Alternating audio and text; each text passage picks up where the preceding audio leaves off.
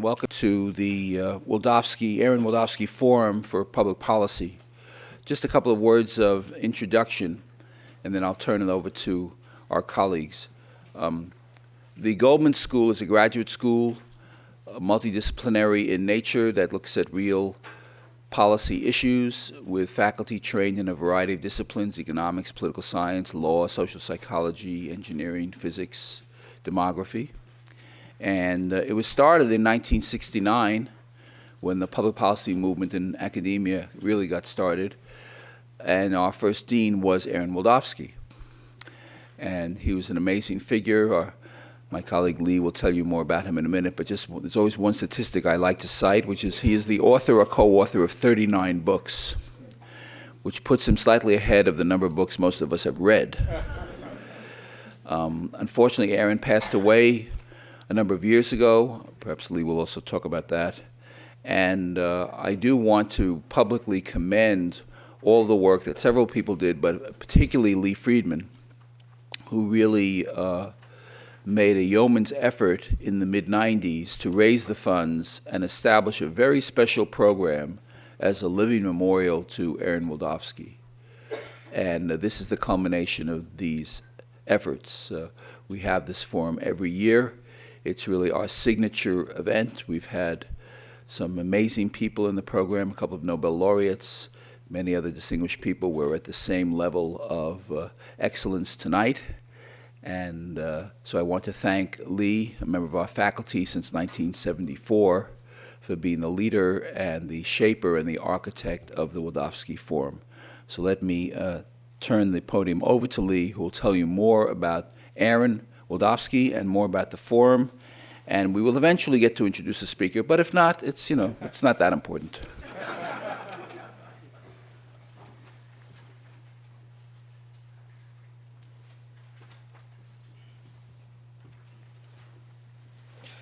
Thank you, Michael, for the warm introduction. I'm Lea Friedman, the director of the forum and a professor in the Goldman School. And our school is one of the very many valuable creations of Arie Wildavsky, who, as Michael said, served as its founding dean. There are two announcements I'm supposed to make before I tell you anything interesting. One of those is that if you have a cell phone, it would be great if you would turn it off now. And the second one is that when we're done here this evening, there's food outside in the lobby, so please stay and enjoy it afterwards. Arie was one of the most distinguished political scientists of the 20th century. He wrote on many subjects within political science, particularly in the areas of American politics and about public budgeting practices both here and abroad. He was a founder of the scholarly public policy movement and was the dean when I was hired in 1974. Arie and his wife Mary invited me to many wonderful social occasions at their home when I was a young assistant professor, where I met not only family members but many scholars from all over the world, and we talked about many different issues. And for the many of us who had the opportunity to work closely with Arie, whether as faculty colleagues or as students, we remember him not just because of his great scholarship, but also because of his enormous impact in terms of creating intellectual community, to making us feel really good about being in the profession that we're all in. He was an extraordinarily articulate person with strong views and often not popular ones. He engaged scholars from all disciplines in a manner that was public, critical, and at the same time warm, and that was exciting and productive to the thinking of those present. And to honor Arie, we created this living memorial, the Wildavsky Forum. Hundreds of scholars and former students from around the world contributed to the forum, aided by the Russell Sage Foundation, the Hewlett Foundation, and the administration of the School of Public Policy. I'd like tonight especially to thank Dean Michael Nacht for his warmth and for his support of the forum through the 10 years of his outstanding deanship. Thank you, Michael.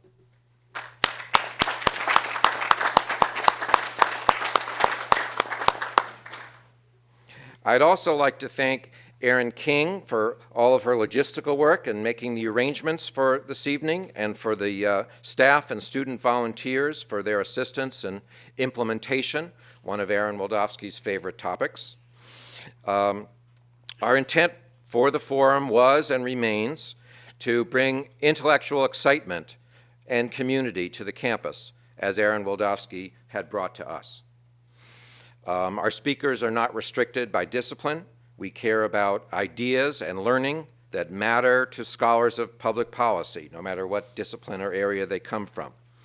We've had many distinguished speakers, like sociologist William Julius Wilson, psychologist and Nobel laureate Danny Kahneman, economist and presidential advisor and Nobel laureate Joe Stiglitz, last year's Stanford law professor Kathleen Sullivan. We have a book series that comes out and is published by UC Press based on extended versions of the lectures that you hear. Our two most recent books are Falling Behind by Robert Frank, the Cornell University economist and New York Times columnist, about how rising inequality harms the middle class. And the most recent one is called Godly Republic by the University of Pennsylvania political scientist John Giulio, about government support of faith-based programs.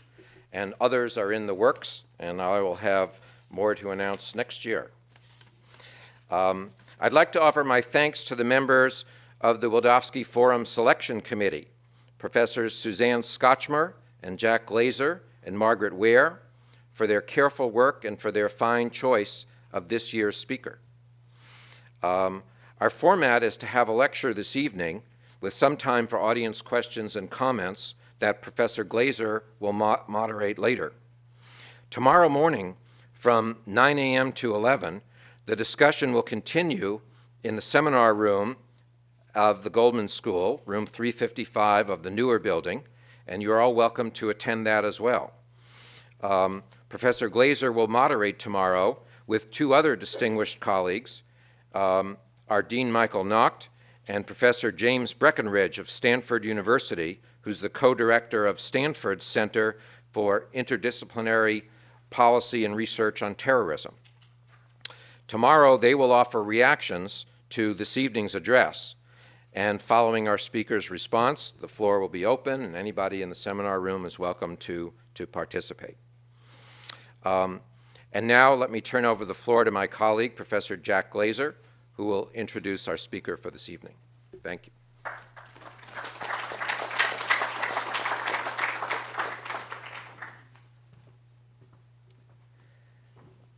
Well, it is my great pleasure to introduce tonight's speaker, Arie Kruglanski.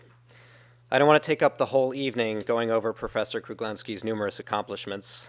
You can read about many of them in the biographical sketch in the program, or you can Google him for the full effect. Suffice it to say that he has been recognized with all of the major awards in our field of social psychology, published the highest quality of work in the best venues, edited a massive discipline-spanning handbook that is unrivaled in its organizational innovation, held teaching posts and given lectures all over the world, received continuous research funding from the most competitive and prestigious sources, and has served as senior editor of the top journals. In fact, it was in his capacity as editor of the Journal of Personality and Social Psychology that I first learned of the depth of his thought and character. He handled a paper I submitted on a perplexing finding with mastery, grace, and wisdom. He accepted the paper, that was the wisdom, of course with the consent of the peer reviewers. I was fortunate a few years later to get to collaborate with him on an ambitious meta-analytic review article and was again impressed and inspired by his intellect, thoughtfulness, precise and elegant writing, and professionalism. What I'd like to do tonight, without eating too much into Professor Kruglanski's speaking time, is to convey to the non-psychologists in the room the significance of his work in social psychology and explain why its application to policy is particularly heartening. It's relatively rare for social psychologists to apply their work directly to policy problems, regardless of its relevance. We tend to obsess over every possible moderating variable or statistical artifact, and as a consequence, we do a poor job of, as they say, giving our science away. But some social psychologists have been exceptionally consistent and systematic in their pursuit of knowledge and can have considerable confidence in the validity and explanatory power of the mental constructs they study. Professor Kruglanski is at the top of this class. His explorations of human motivation and how it affects thinking, decision-making, and action are groundbreaking and powerful. One of his most profound contributions is that, in addition to needing and pursuing things like comfort, safety, affiliation, and achievement, people have what he calls epistemic needs that affect their way of thinking, how they go about achieving their goals to know things. As a case in point, the psychological variable he discovered, the need for cognitive closure, reflects the extent to which people are more or less motivated to have an answer, to reach a conclusion, to end deliberation. This is utterly fundamental to human social behavior. He has rigorously validated measures of need for closure as a stable personality trait and identified conditions under which it is generally enhanced or attenuated. Also fascinating and of clear relevance to policy decision-making is his differentiation between need for nonspecific as opposed to specific closure. In other words, sometimes people just need to have an answer, any nonspecific answer, and sometimes they need to have a specific answer. And the two different types of drives can lead to very different decisions, both of which are probably, but not inevitably, inferior to when need for closure is relatively low.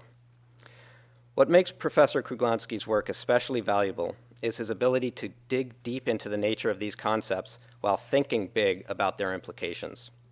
The work he'll speak about tonight, applying his unsurpassed understanding of human motivation to crack the enigma of suicidal terrorism, is at the forefront of modern psychological investigations of terrorism and counterterrorism, and it has accordingly been recognized and supported by the Department of Homeland Security.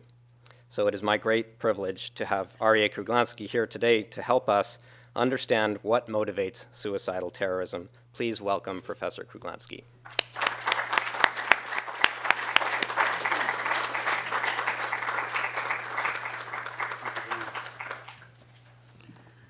Thank you very much, Jack. I'm reminded of a remark that Henry Kissinger once made on a similar occasion. He said, "I wish my mother and father were here. My mother would have believed every word, and my father would have enjoyed the rhetoric." It's a great pleasure and honor to be here. And, you know, the world is getting smaller and smaller, and academic world is even smaller. So I encounter here many friends from old times, Shelley Zedek, Michael Natt, who is a fellow Marylandian, and Jack Glazer, co-conspirator in our meta-analysis on the psychology of conservatism, for which we received many unjust punishments. What I'd like to talk about today is the motivations for suicidal terrorism, a topic that has been on top of the agenda for terrorism researchers, and that for very good reasons.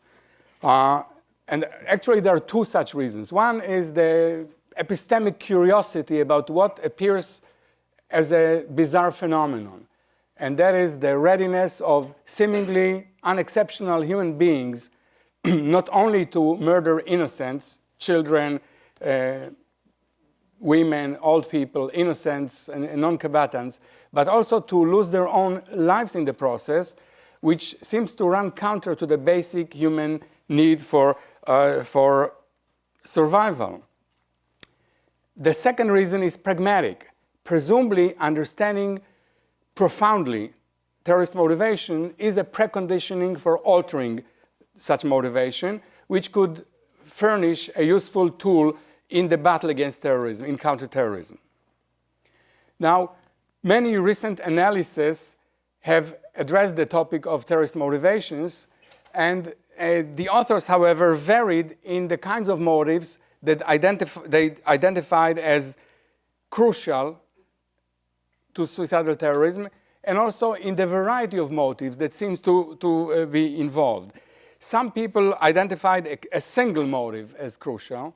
For example, Mark Sageman is, in his influential work on terrorist network, argued that it's the alienation and a quest for emotional support of disenfranchised youth in Muslim diasporas in Europe that propels them to form terrorist networks and subsequently acts of terrorism, including suicidal terrorism.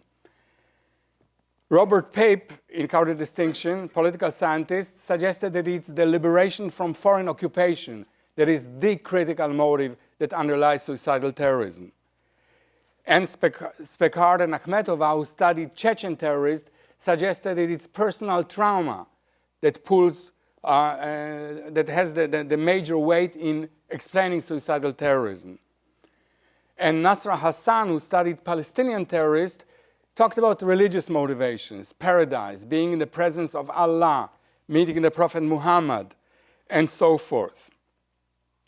Now, in distinction to authors that identified, pinpointed a single motivation as critical, some authors were less committal and outlined a whole potpourri of motives.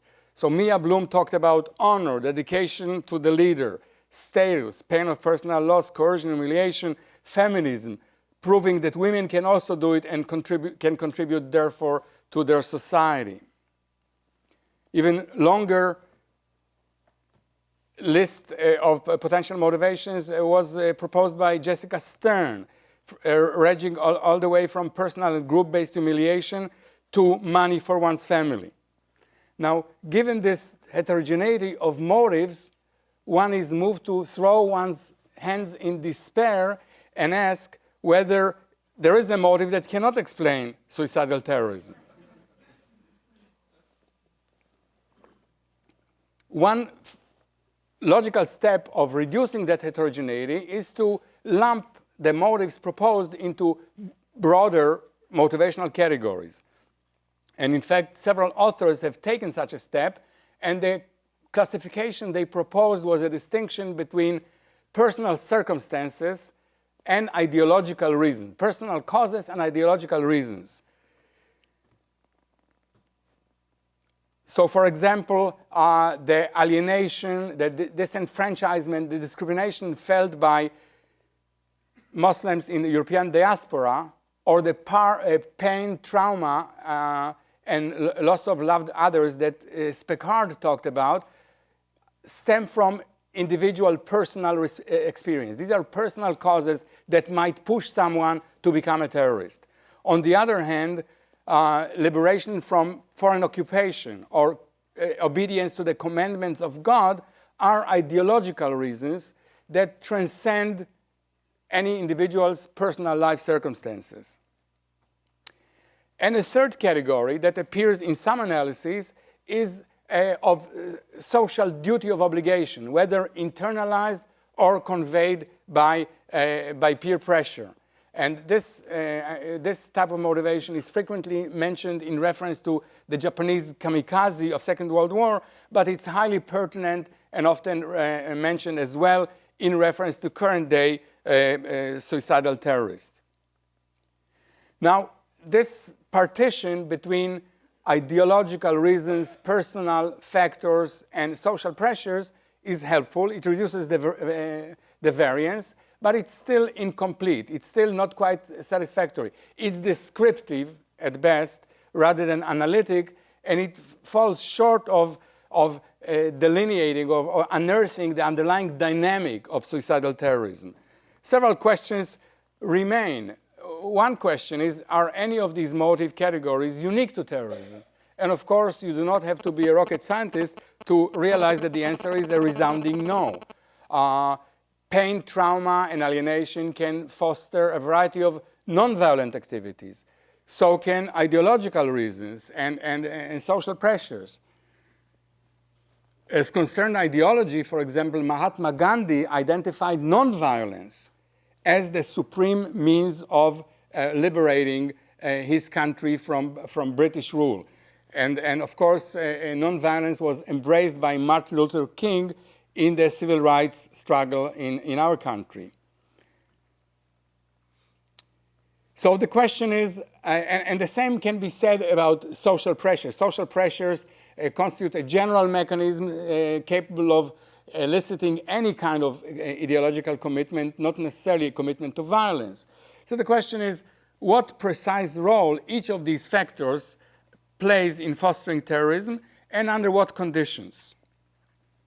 Another question was, which of these motive categories is the authentic motive, and as opposed to being a kind of post hoc rationalization? And different authors differed on that score. Some authors emphasized the personal circumstances as being the real motive. Would the real motive please stand up? Well, they said that the personal circumstances, personal factors, personal traumas are the real pushing force. The political statements appear less of a driving force than as a means of rationalizing their actions. Mark Sageman was of the same opinion. Jihadist is not religious. The jihadist motivation is not religious. It is psychological. It is personal. Other authors, however, placed greater faith in terrorist idealism.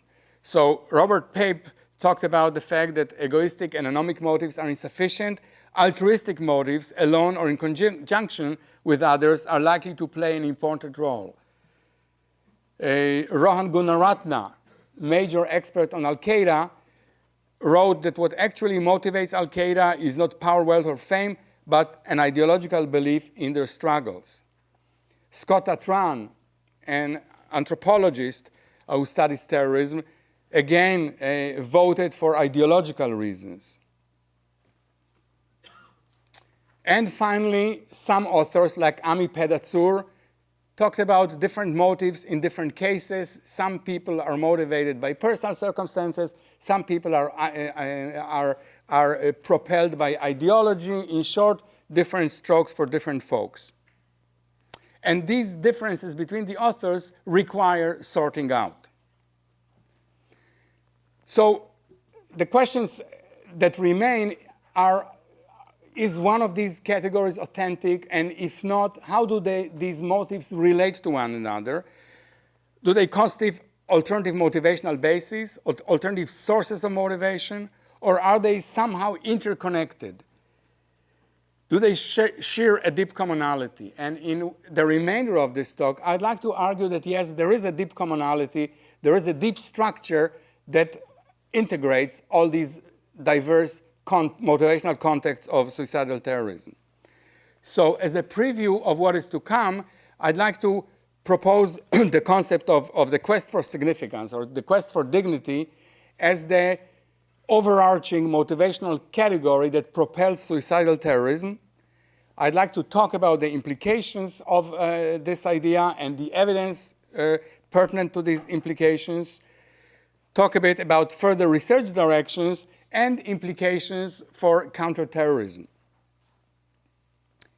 Now, the quest of significance is a major motivational category hailed by psychological theorists as a great force that underlies human behavior. And such significance very often can be attained through the transcendence of one's personal circumstances and through an attachment to a larger cause. So, for example, Viktor Frankl talked about the person who is actualizing himself by giving himself through serving a cause higher than himself. Abraham Maslow, a major motivational theorist that identified self-actualization and self-enhancement as major motivational category, similarly talked about the business of self-actualization being best carried out through a commitment to an important job, a cause that is transcendental of one's own narrow personal interests. Recently, interesting psychological research links the basic need for human survival with the quest of significance, quest for significance. And this is work on terror management theory, mortality salience. What the argument is that the human species is the only species, presumably, aware of its own mortality. And why this is important is that the awareness of one's own mortality carries the threat of insignificance, the threat of ending up as a speck of dust in uncaring universe. And it's this assumption of potential insignificance that motivates people to do well in cultural terms or to be good members of their society. And the supreme goodness, supreme significance is the readiness to sacrifice one's own life for the group when the need arises. You don't do it on an everyday basis. You do it when the need arises, presumably when there is an external, profound threat to the group's existence. Now, putting the group first is highly valued and rewarded by nothing less than the promise of immortality. The group remembers its heroes and its martyrs, and their memory, therefore, lives on in the group's collective memory. Also, through fusion with the group, one's act of sacrifice does not mean the end of one's existence, but rather one's existence is now fused with the existence of the group, and the group's continued existence signifies one's own perpetuity. When it comes to Islamist, jihadist terrorists, the act of martyrdom doesn't even require the end of one's individual existence, but rather continued existence in highly pleasurable circumstances. For men, it's paradise, wedding 72 maidens of paradise of incomparable beauty. For women, there are also some perks, removal of sexual restrictions that are severe in the case of Muslim women, heavenly beauty, irrespective of one's worldly appearance, meeting Muslim heroes, so that paradoxically, whether reflecting a symbolic immortality as a continued existence in the group's collective memory, or concrete existence as denizens of paradise, the readiness to die in an act of suicidal terrorism may paradoxically be motivated by the desire to live forever.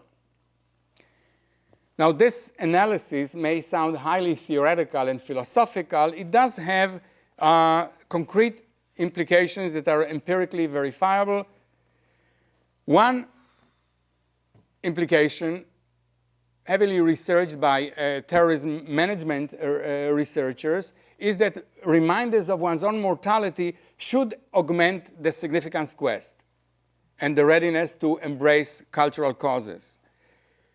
The second implication, that is the mirror image of the first, is that once you adopt the cultural causes, this should reduce death anxiety. Another implication is that other types of loss of significance, besides mortality salience manipulations, should fuel efforts at the restoration of significance. And finally, a threat of potential significance loss should instigate preventive actions designed to fend this off. So these implications identify a broader conceptual theme, that of quest for significance, that ties together personal traumas, ideological reasons, and social pressures under one umbrella concept. Let me move to consider some empirical work that seems to be relevant to these issues. One is terror management research. What is being proven in hundreds of studies the world over is that when people are reminded of their own mortality, and this is done through participants in a research study, answering a questionnaire concerning how it would feel, what it would be like dying, contemplating one's own finitude, one's own death. And in a control group, people are reminded of other unpleasant events. And the dependent variable is the readiness to defend one's culture, to adopt cultural causes. So, for example, in one very famous experiment, and there is actually hundreds of them, it's one of the most researched theories in social psychology these days. In one experiment, people who are reminded of their own mortality recommend a more severe penalty for a prostitute, viewed as a deviant from cultural norms. In other studies, people derogate more strongly once they're reminded of their own mortality, a person who is a critic of their own culture. For example, somebody who burns the American flag. Italians reminded of their own mortality become more in-group oriented. They display greater degree of in-group favoritism, and they tend to perceive Italy as more cohesive and united than people in a control condition. Recently, Emanuele Castro and Marc Deschênes summarized this vast body of research that becoming part of collective entities, embracing one's culture, allows individuals to extend themselves in space and time, and this way to overcome the inherent limitations of an individual identity inextricably linked to a perishable body. Tom Peshinsky recently looked in Iran at attitudes of Iranian students to a vignette depicting a martyr, a person who is committing suicidal terrorism by attacking Americans. In the control condition, where people were reminded of dental pain, which is probably not as severe as dying, but it's severe enough, and for some maybe more severe than dying. Under control condition, people, Iranian students, disidentify with the martyr. They tend to view him with disfavor. However, when they are reminded of their own mortality, then they tend to identify with the martyr, view him more positively than in the control condition. Now, reminders of mortality in an artificial experimental setting of a social psychological laboratory are hardly the only situation in which one is reminded of mortality.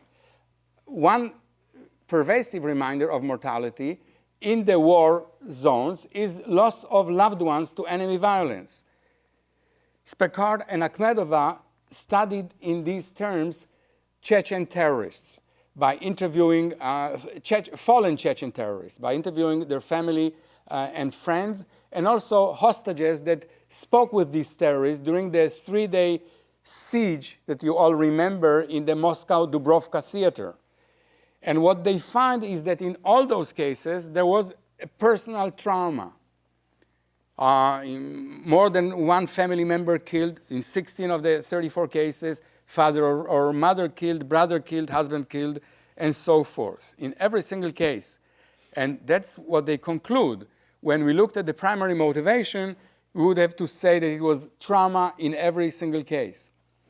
What's interesting about the Spekard analysis is that they notice that the terrorists, in response to the personal trauma, sought out ideological inspiration. So many of the terrorists were secular, were non-religious to begin with, but in response to the trauma, they sought out their religion. 28 out of the 34 were secular Muslims prior to the trauma. They had no prior relationship to fundamental militant groups, but they sought out these Wahhabist radical groups in direct reactions to the trauma. So there is a sense in which the trauma pushes them to embrace the ideology. There is no separation between the personal traumas and ideological reason. Rather, the one is the instigator, is the trigger, is a factor that increases the readiness to embrace the ideology. We know in psychology that all beliefs, including scientific beliefs, have motivational basis. Well, this could be one motivational basis for embracing radical ideologies. If death anxiety instigates the embracement of cultural norms, does embracement of cultural norms attenuate death anxiety? There's evidence that it does. Durlach, years ago, found a significant negative correlation between purpose in life, measured by a test, and fear of death. And Mario Mikulincer found that depriving people of a sense of belonging increases death ideation, death-related cognitions. And Jamie Arndt and others found the accessibility of death thoughts declines after defense of cultural norms, derogation of the critic of one's culture. A person who is anti-American, bears an American flag, is very critical of our way of life.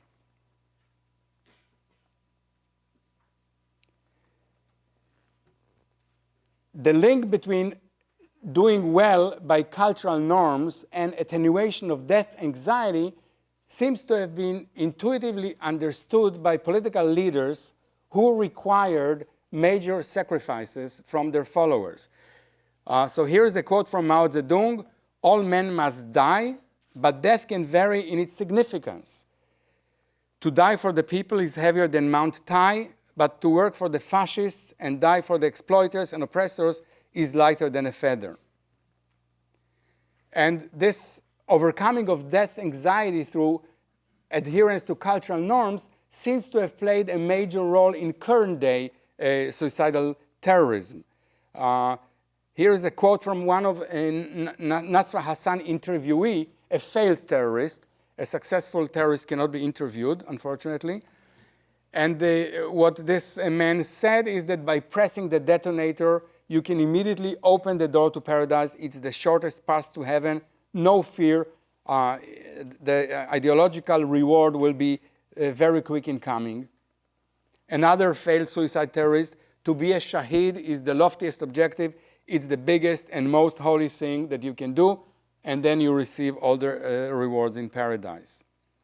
We recently content analyzed all the videotapes of farewell videos of suicidal terrorists published in the Middle Eastern Media Research Institute. In all of those cases, those farewell videos mention ideological reasons, primarily religious reasons, ethno-nationalist reasons, religion, revenge, nationalism, religion. In all of those cases, without exception. This is a Palestinian media website, some Hamas suicidal terrorists, their videotapes all reflect religious and nationalist motivations, all ideological.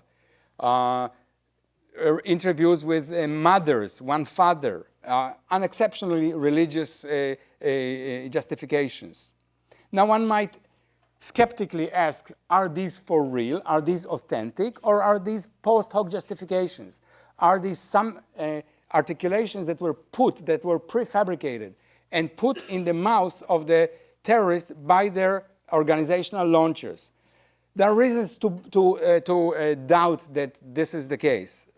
First, from a psychological perspective, sacrificing one's life for something one doesn't believe is simply unlikely. In terms of the cost benefits, the kind of rational economic analysis, you just wouldn't very likely do it if you didn't believe in it.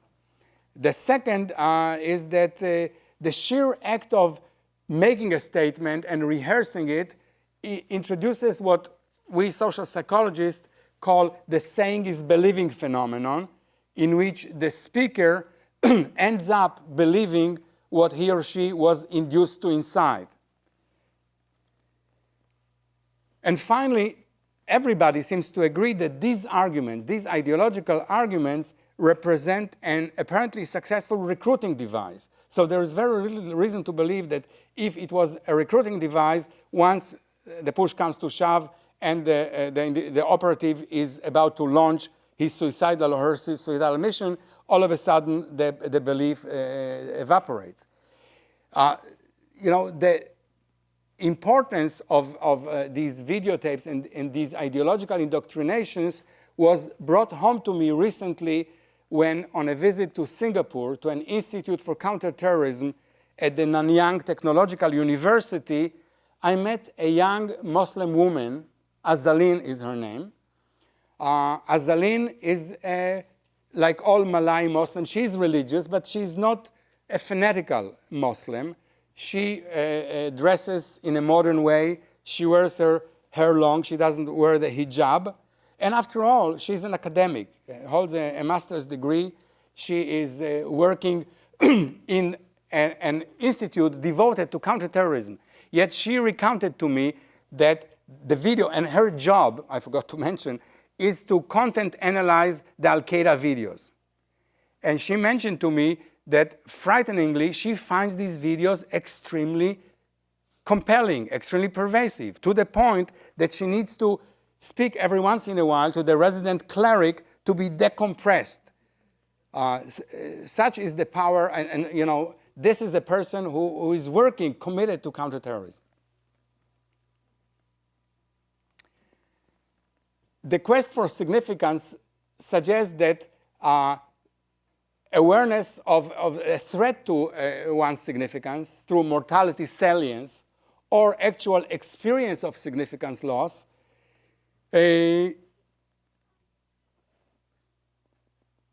that mortality salience is not the only category of cues that may convey one's insignificance. Other such cues may emanate from one's current life circumstances.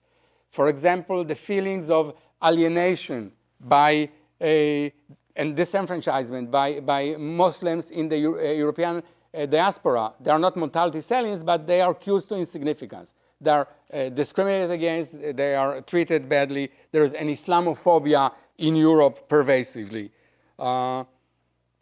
Another cue to insignificance can emanate from one's own group when one's own activities were deviant with respect to the group's norms, bringing social shame and ostracism. So, for example, Wafa Idris, the first woman suicidal terrorism in Palestine, was infertile, which, according to Muslim norms, is a shameful circumstance. Shifa Adnan al-Qudsi, who almost succeeded in becoming a suicidal terrorism, she was caught before the act, was divorced, another stigma on a Muslim woman in a traditional society. Ayat al-Akras, another suicidal terrorism, this time successful, was accused of extramarital sex. Again, a shameful stigma in Muslim society. A 16-year boy from Nablus was diagnosed with HIV positive. Again, a shameful circumstance. Now, this notion of significance quest suggests that apart from threat to insignificance or experience of insignificance through social shame, ostracism, isolation, disenfranchisement, the quest for significance can be motivated by the potential, by the opportunity for significance gain. And this can be inculcated early in the socialization process. For example, recently the Egyptian daily newspaper Ruz al-Yusuf has contained an interesting story about Imam al-Mahdi Scout, a scout organization organized by the Hezbollah in Lebanon. These scouts are aging between 8 and 16. They number in the tens of thousands, and they are indoctrinated with radical Iranian Islam. Here's the way they look. Here's another one that my assistant thought was particularly cute. And according to Ruz al-Yusuf, the idea here is to train high-caliber Islamic generation of children who would be willing to sacrifice themselves for the sake of Allah. This is the most significant thing they can do with their life. They are trained, they are indoctrinated, they are socialized to hold this belief from very early on. This is their reality. This is their path to significance.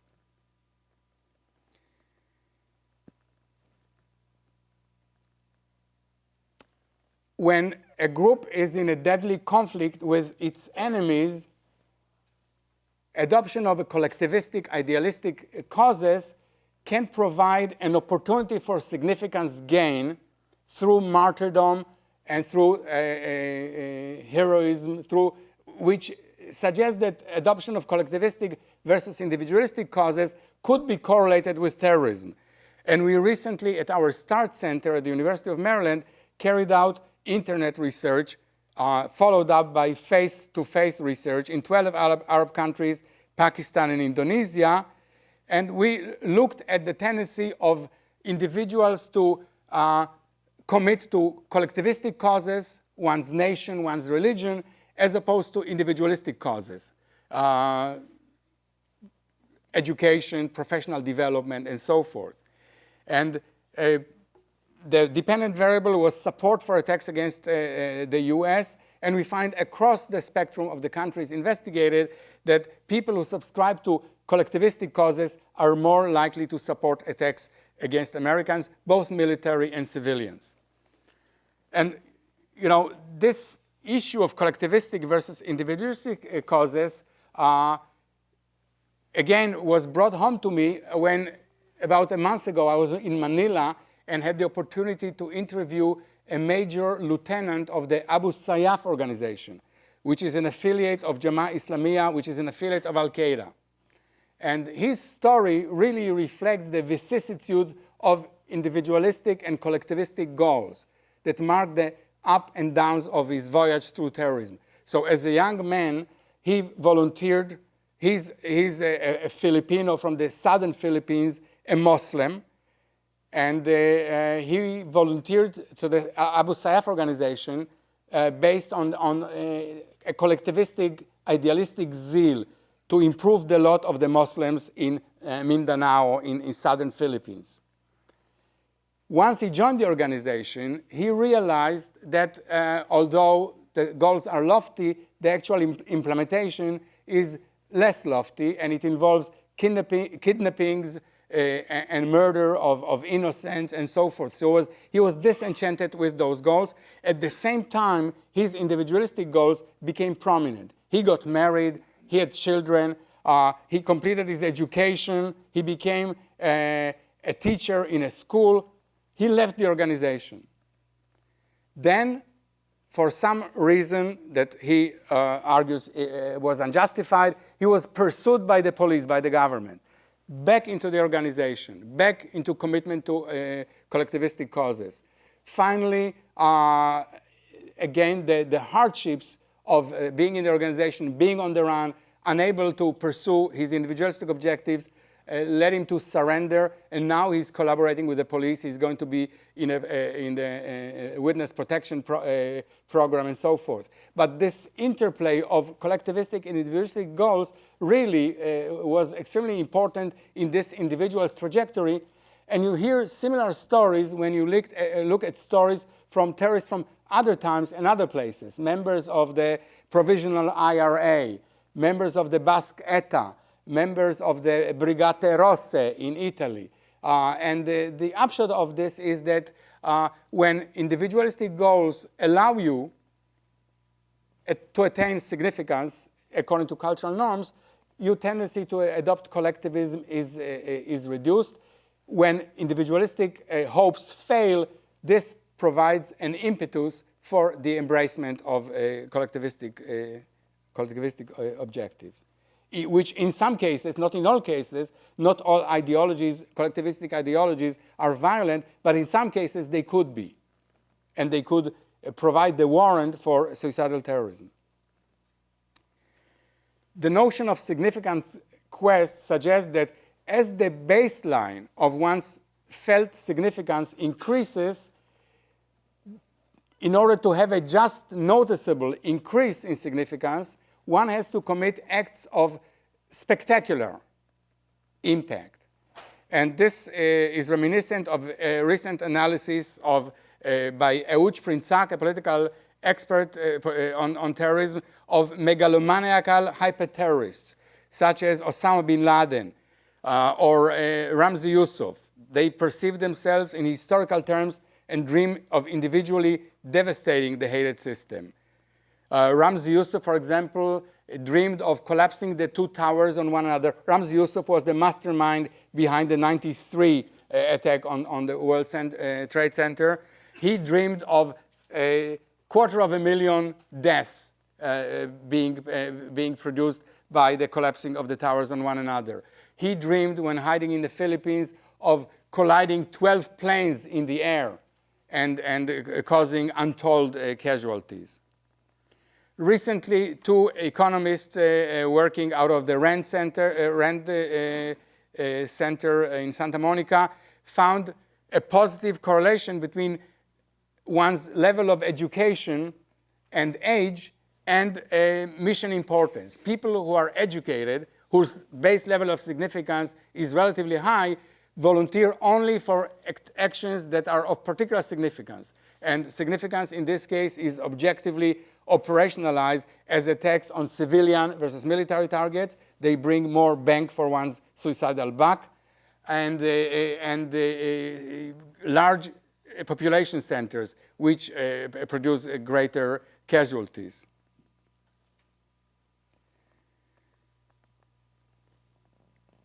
Finally, when one's community is outraged by an act of violence perpetrated by the enemy, this provides an opportunity for significance gain. Everybody's outraged. If you do something now, if you act now, if you commit the act of suicide now, you are likely to reap particular rewards. We looked in these terms on the Israeli policy of targeted assassinations. And we had data, we conducted Cox hazard modeling on the impact of assassinating major Hamas figures on the incidence of Hamas suicide terrorism. And what you see, if you could see it, is that after each targeted assassination, within 2 weeks, the hazard survival analysis indicates a significant spike in suicidal activity on part of Hamas terrorists. This doesn't necessarily mean that the policy is ineffectual, because it does introduce this disturbance into the activities of the organization, but motivationally, it seems to propel the readiness to commit acts of suicidal terrorism, which is consistent with this notion of a significance quest. And finally, sometimes, occasionally, the prevention of significance loss can be an important factor in suicidal terrorism or suicidal attacks. And the case in point is the story of the Japanese kamikaze, who apparently, there is a recent work by Onuki Tierney, published in 2006, that content analyzed the letters and the diaries of the kamikaze. And she concludes that they really didn't want to die. They were reluctant to die. They wanted to live. But their sense of honor and the shame, had they refused the mission, pushed them into volunteering. So here is one quote from Hayashi Ikizo, letter to his mother. "I find it so hard to leave you behind. I want to be held in your arms and sleep. Yet all men born in Japan are destined to die fighting for the country. You have done a splendid job raising me to become an honorable man." So, to conclude, the notion of significance quest affords an integration of diverse motivational circumstances of suicidal terrorism, including personal traumas, ideological reasons, and social pressures. Personal traumas signify a loss of significance and motivate a quest for significance restoration. But very often, it is beyond the power of the individual to restore one's sense of lost significance. It's impossible to bring back to life the loved ones lost to enemy violence. It's impossible to erase the deeds that brought one shame and ostracism within one's community. It's impossible to convince the majority in a European diaspora to accept the poor immigrants as equals. When these direct personal vehicles of restoring significance fail, there could be a collectivistic switch. There could be a tendency to identify with a collective grievance and adopt an ideology that provides the guise to significance restoration. In some cases, this could be through an act of suicidal terrorism.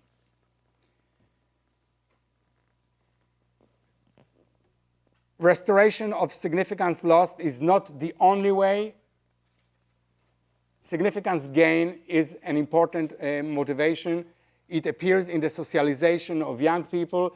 It appears as an opportunity for people who are doing well otherwise.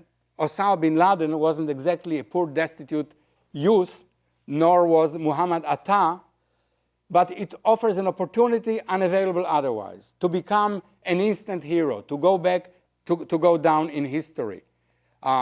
This is an opportunity that cannot be surpassed. No billions of dollars can buy you that. Terrorism can.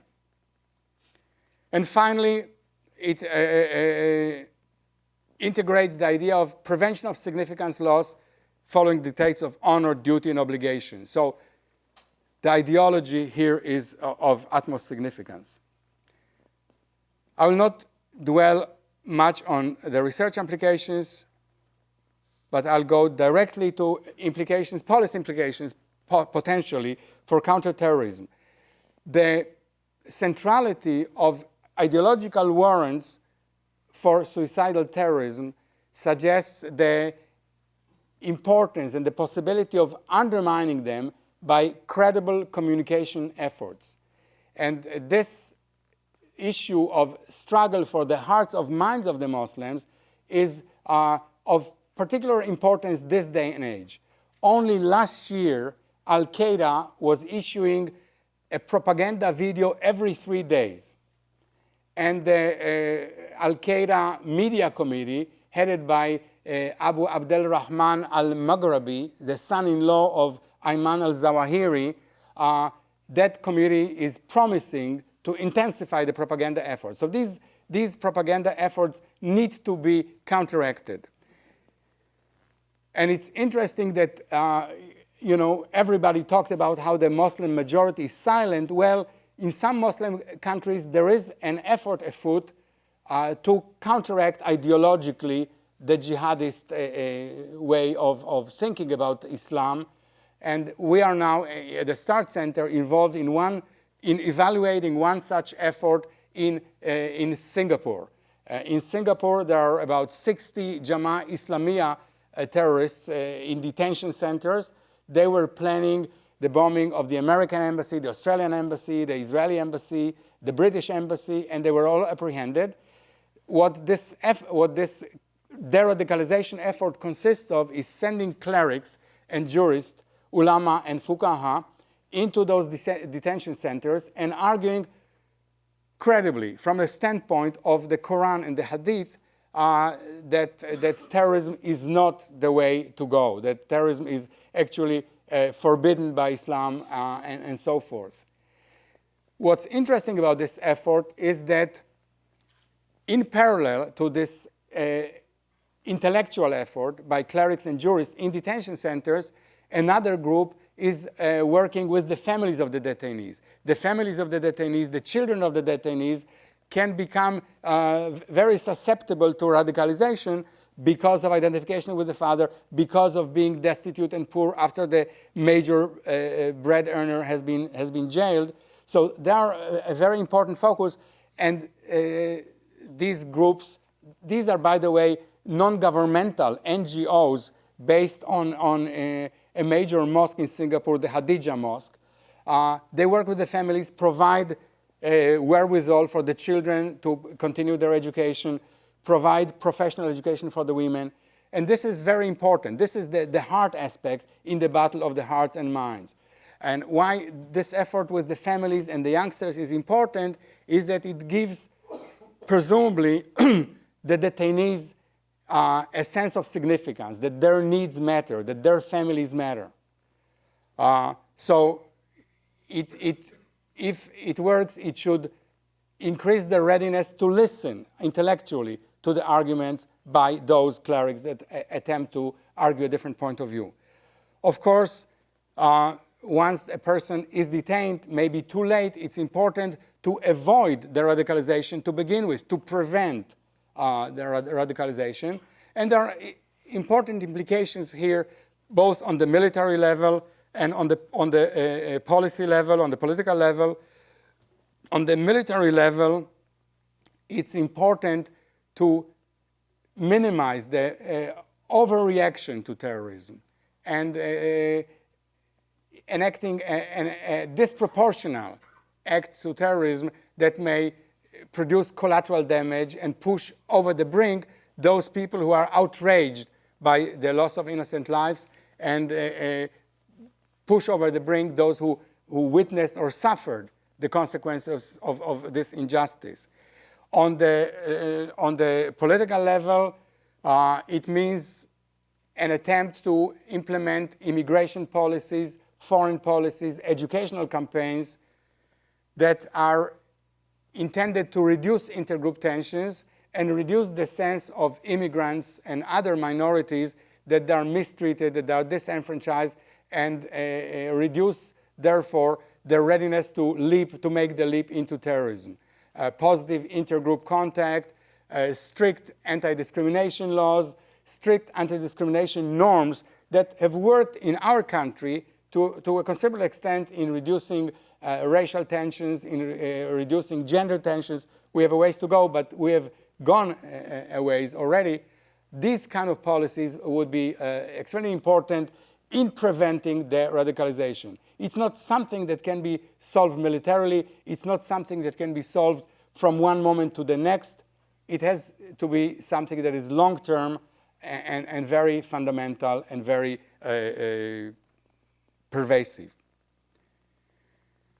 So to recapitulate and conclude, authors have identified a wide heterogeneity of motives for suicide missions, classifiable into personal traumas, ideological reasons, and social pressures.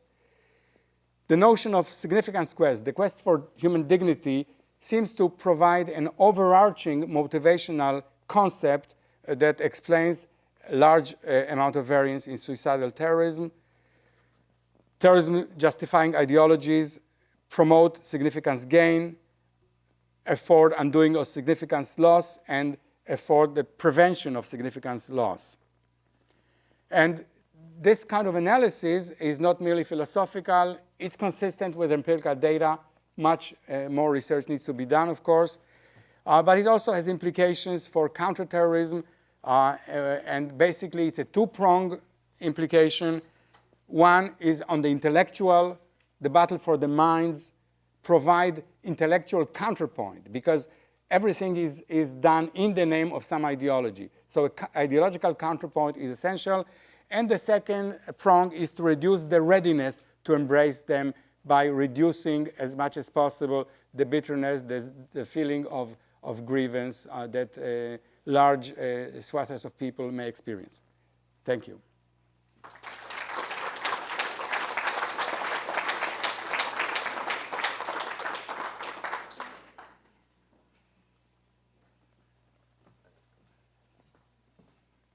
Thank you, Arie, for a fascinating talk.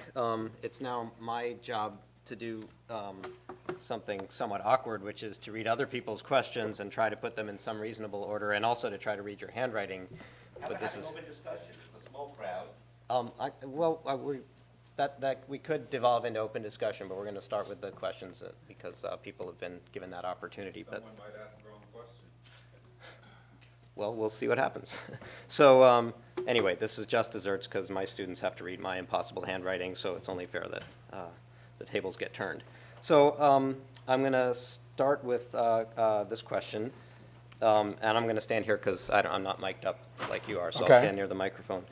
Is it possible that suicidal terrorists often come from families suffering personal loss, not as a reaction to the loss, but rather because families who have experienced personal loss are the ones targeted by the terrorist groups? So it's a causality question. The terrorists themselves target.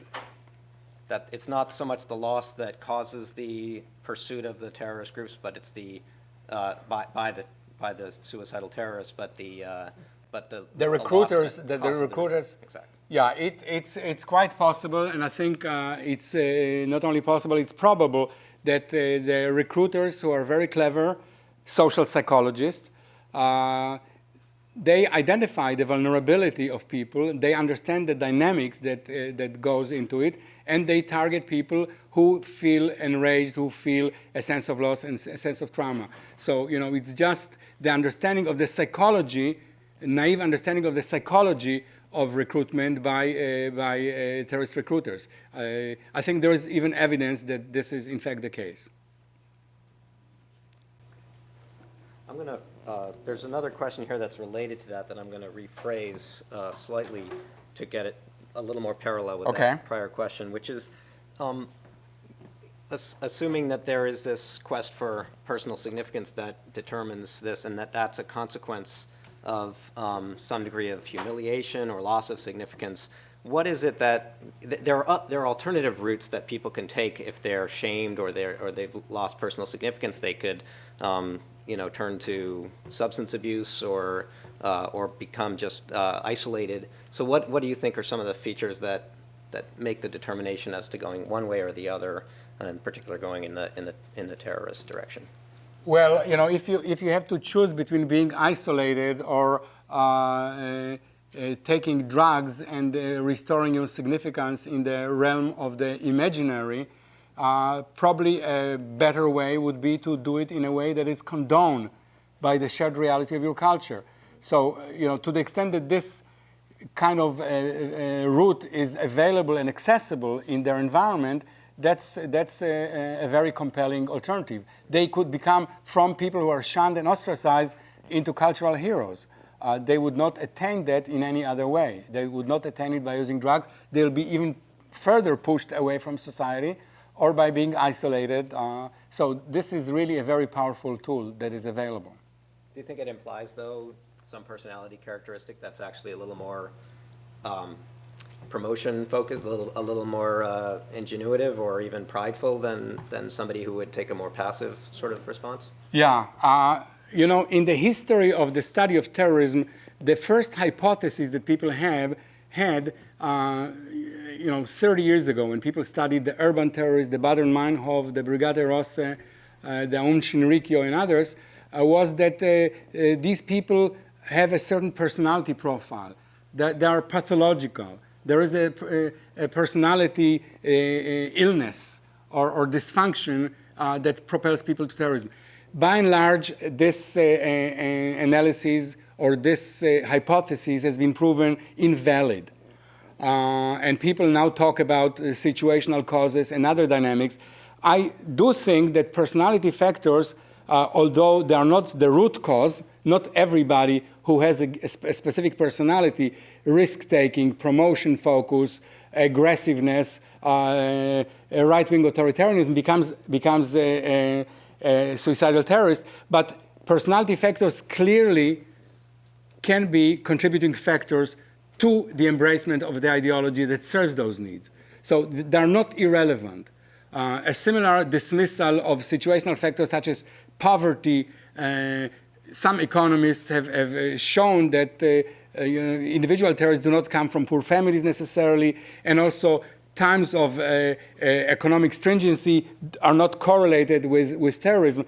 That doesn't mean that poverty and hopelessness is not a contributing factor. So one has to distinguish between root causes and contributing factors, which under some circumstances may provide the push. This question is also in that vein to some extent, and what this person raises is that a specific case of Ayman al-Zawahiri, who is an educated physician, had a lot of purpose in life and no clear evidence of personal loss or humiliation, but was nevertheless an architect of militant Islam. In a way, this question begs the question because, of course, Zawahiri is not a suicidal terrorist, so maybe that's the key distinction. But do you want to elaborate on that, possibly? Well, I think why did he become terrorist in the first place, right? Why did Osama bin Laden? I think this is an opportunity to become a historic figure. How many of us can claim that? We're all successful individuals at a major, you are at a major research university, I am at a research university. We cannot claim, however hard we try, Muhammad Atta, with one deed, is going to be mentioned in the annals of history. Zawahiri, by being a physician, will not attain. So the kind of level of significance, level of heroism that this affords is unsurpassed, incomparable to what one could attain through normal means. So this is extremely alluring the possibility. Once, the rise of fundamental Islam didn't start with al-Zawahiri, but once it was there, the idea that Islam was mistreated, that has been exploited, and there is the opportunity of avenging and converting the Muslims to the true faith, that affords an incredible opportunity to people who are otherwise successful in conventional terms. And to be fair, your topic is suicidal terrorists, and that's probably a completely different category. That's slightly different, yes, but there's a continuity there. Yeah. Okay, this is of a different flavor. Can you please discuss the differences in frequency of suicidal terrorism by men and women, as well as any differences in motivation patterns between men and women that do? This is a very interesting topic. Women have been represented in terrorism, both in urban terrorism, the Bader-Meinhof, the Meinhof part of it, and in Italian Brigate Rosse, in Basque ETA, in Palestinian terrorism, in Sri Lankan terrorism. So one motivation that has been mentioned is the attempt of women to assert their significance, their possibility of contributing to society, to become as important and as heroic as can men. But women in terrorist organizations are between a rock and a hard thing. To the extent that these terrorist organizations are embedded in a traditional society, that attitude toward them is ambivalent. It's not totally respectful. On the one hand, yes, they serve the cause. On the other hand, they are not really feminine in the way that the feminine role demands in those societies. So there is a lot of ambivalence, a lot of disrespect. In many cases, the women, in most cases, the women do not attain positions of high power in the terrorist organizations. Their lot is a rather uncomfortable one. And there is a recent book on Palestinian women terrorists by Anat Berko and Arazi, and they reflect this tremendous conflict between fulfilling the traditional role, that is what they were meant to be according to the dictates of their culture, and the admiration to them as participants in terrorism. It's much simpler for men. There's no question that for men, everything converges to catapult them to utmost significance. Here, this question is interesting in part in my response to it because I misread the intent of the question, and I'm going to read it as intended, and then I'm also going to express my interpretation of it because I think both angles might be interesting. First, just as best I can read what it says here. While this phenomenon is surprising to us in the West, is it really unusual? 1, murder and revenge are common. 2, suicide is common. 3, I'm having a little trouble reading this, institutionalized death games are common, such as Mayan ball games.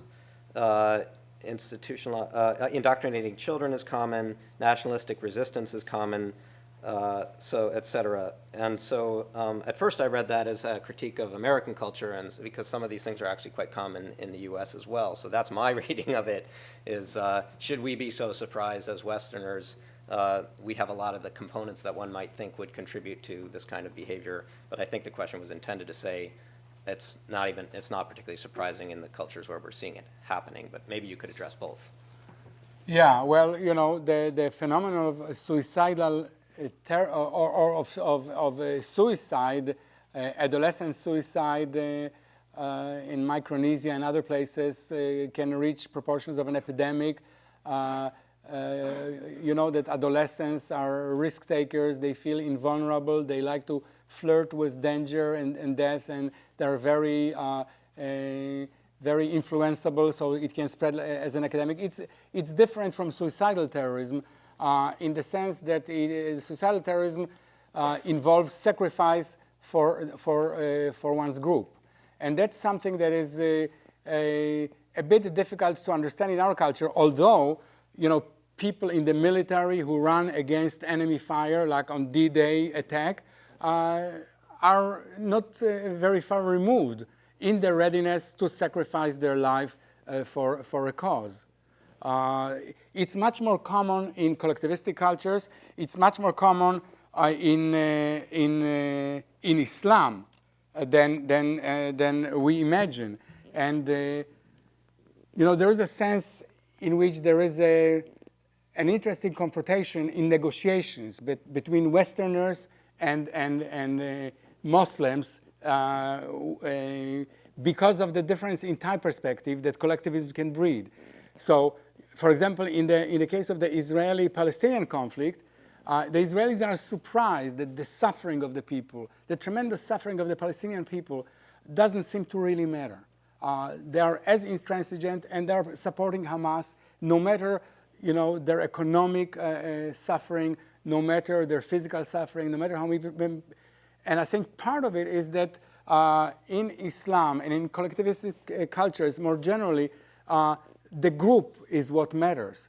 And the individual lives, even one's own individual lives, even the lives of one's children, do not matter. It's the eternity of the group. The Israelis want to resolve the conflict in the here and now. Let's make concessions. Let's get it over with in the here and now. So our children, our grandchildren will be safe. If you're totally collectivistic, if you subscribe to the eternity of the group, this generation doesn't matter. You don't matter. Your children don't matter. The grandchildren don't matter. What matters is the group. Even if everybody dies, it's the group, the supremacy of the group. And the Hamas operatives will tell you that they do not feel even the authority to make concessions because they're finite. The group is eternal.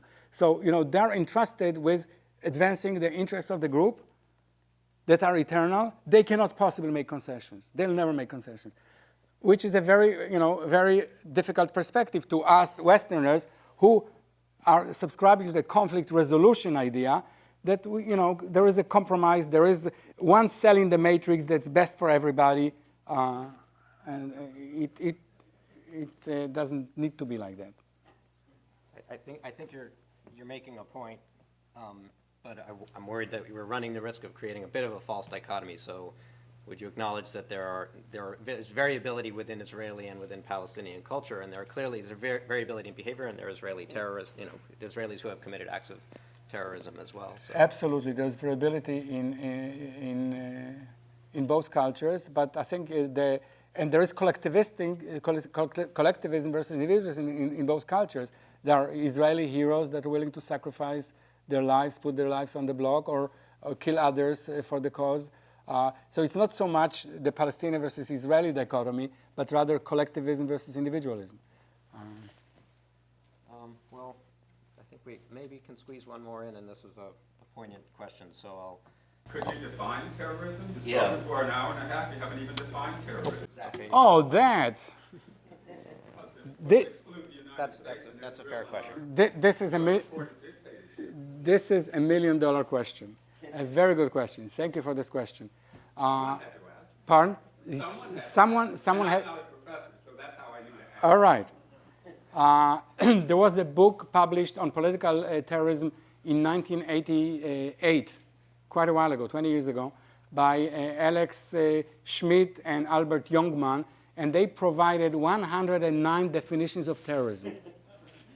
And they didn't even pretend to be exhaustive. And when you look at, there's a very simple reason for this definitional ambiguity, and that is that everybody tries to define terrorism in a way that will exclude the violence committed by one's own group. And of course, there is such thing. If one is willing to bite the bullet and define terrorism simply in terms of the use of terror for the advancement of political objectives, then there is such thing as state terrorism. Which you didn't mention once. I was talking about the suicidal terrorism of the kinds that we were talking about. Americans have committed plenty of suicidal terrorism. During World War II, B-17 bombers over Germany before the development of long-range fighters. Most of the bombers weren't going to return. They each had crews of 10 or 12. So these people went to bomb civilian targets, knowing that they were unlikely to return. I could. Intervene. Yeah, I'd like to take a stab at yeah. that one, and then we are out of time. Okay. Yeah, I couldn't agree more. If you, I have a paper in the 2006 issue of Terrorism and Political Violence, and I make precisely your point, that the bombing of Hiroshima and Nagasaki was the use of terror to break the spirit of the civilian population in Japan.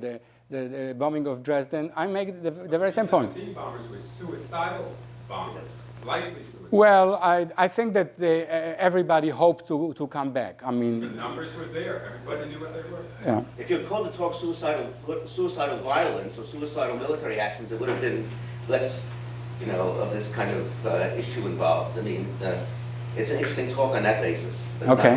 not the word terrorism. I'll take that. The weapons of the poor are always despised. We're going to give you the last word. Thank you. All right, thank you, everybody.